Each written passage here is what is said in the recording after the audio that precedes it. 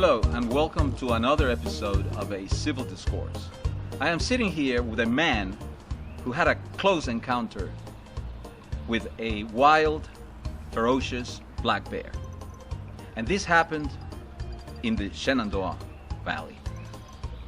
I will introduce you now to Mr. Loius Castro. Mr. Castro, Yes. I understand that you were camping Yes. with friends. Yes. Tell us what happened. Well, we were drinking. We were just sitting around, and a bear came near the cabin that we were staying in. So we were just, Excuse me.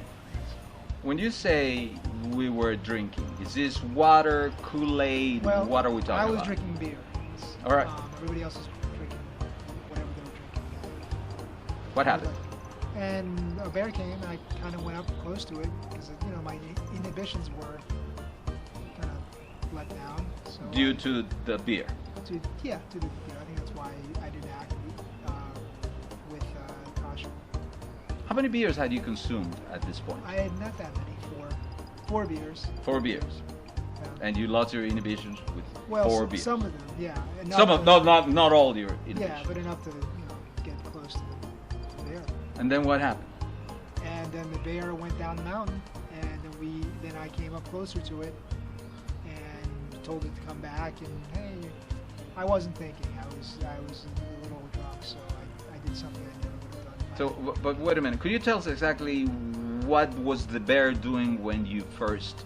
The bear looked like it was foraging for food, basically. How close were you at this point? I was about 25 feet away, I guess. 20 feet. Did you measure? No, I don't know. It's a guess. And then the bear was looking for food. I guess, yeah. The bear its snout was on the ground, and I guess it was looking for something to eat. Maybe it was near where we were staying because a lot of people stay there, I think, and they leave food, and maybe that was just what it was there for. How did you feel when you first saw the bear?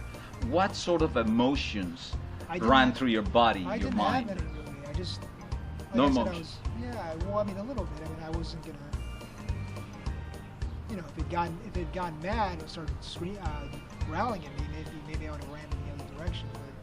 But it was minding his own business, I guess. You said you called the bear back. What did you call it? Did you I call it didn't- by a name? I didn't call it by name. I just said, "Hey, why don't you come back?" And I was gonna feed it, but I was told not to do that because maybe it would have attacked us if I had done something like that. Now, we understand that black bears are quite, how should I put it? They're not very wild. I mean, they're not very, they're very familiar with people Okay, in the valley, right? I guess so. So when the bear saw you, did it seem aware of? Did it show fear? Did didn't. it smile? It didn't show. The expression on his face looked kind of like it was just minding its own business. So it didn't really smile at me or growl at me. It just kind of just passed by. And then when it was at the bottom of the mountain, it did sort of. The face it looked like to me was that I was kind of bothering it. Sort of Was this a male bear or a female? I don't know what it was. Did you feel attraction towards the bear? I mean, that might give you an idea of No, I whether. didn't feel any kind of attraction towards the bear. But you did feel compelled to feed the animal. Yeah. What were you going to feed him, by the way? What did you have in mind? Well, we had grilling on the grill. Some of the pork Pork and and the hamburgers, whatever we had.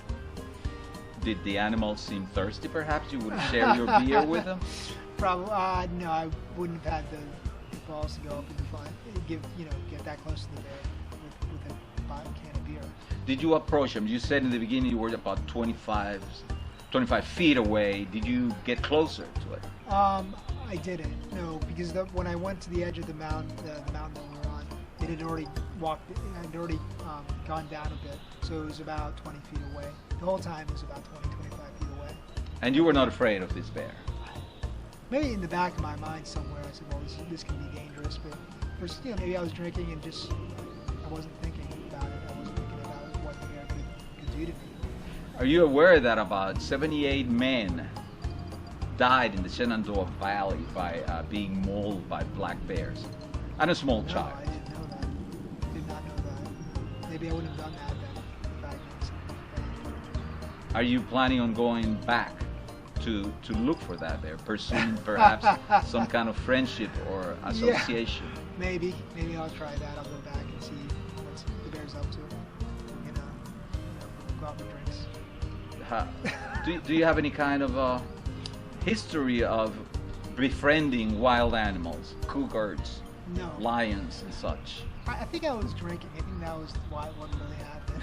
Oh, so you're blaming it on what's it, Corona beer? Because we've had enough of people blaming Corona beer for other problems. No, it was just regular. I don't remember what I was drinking, but Budweiser. I forgot. Okay, yeah. So yeah, it was just I don't know. Maybe I don't have. Maybe I just looked at my inhibitions, I guess, and like when I was at a certain, I did something I normally probably wouldn't have done. And maybe I wouldn't have done it either if you told me that's that. If you told me. Louis, may I call you Louis? Yes. Louis, had you had the opportunity to pet the bear, had you been close enough to the bear, had you put your hand on its head Yeah. and slowly, gently, perhaps in a very romantic way, pet it, or her? No, I think I would have had the balls to do that. I don't think I would have been able to do that. I think that. You keep mentioning that you didn't have the balls. Is this a permanent problem with you? Yeah. What kind of? Okay. No. I just maybe if I gotten too close and it would grab me, I would have, gone the other direction. Maybe I was just, I wasn't. I figured the bear for some reason wouldn't attack me, and I guess that's not a logical thing to do. Because the bear's, like you said, is a wild animal, and it can very well do whatever. I guess if it felt right. But I guess I think I realized I was far enough that it wasn't going to really do anything. Or I was guessing that maybe it would have. I don't know. Before we go, Mr. Castro, Louis, before we go, Okay. if you had the opportunity to send a message to your bear, what would it be, in a few words? Well, I hope everything works out with you. You find something to eat, and we're gonna come back next year, so hopefully I can see you again, and maybe we'll have some drinks. No, you did not wish this bear to find love. Isn't that a very important thing in the life of a bear? Yeah, sure. Or perhaps, I think it was a lonely bear because it was by itself, so maybe it was just a loner. would you consider having a date with the bear? Is this turning into a comedy here or what?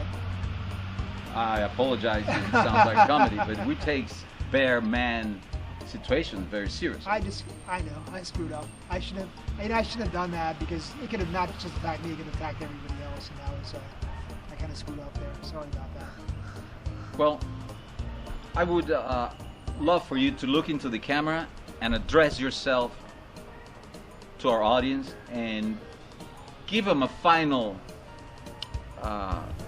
piece of wisdom related to, Don't approach a bear.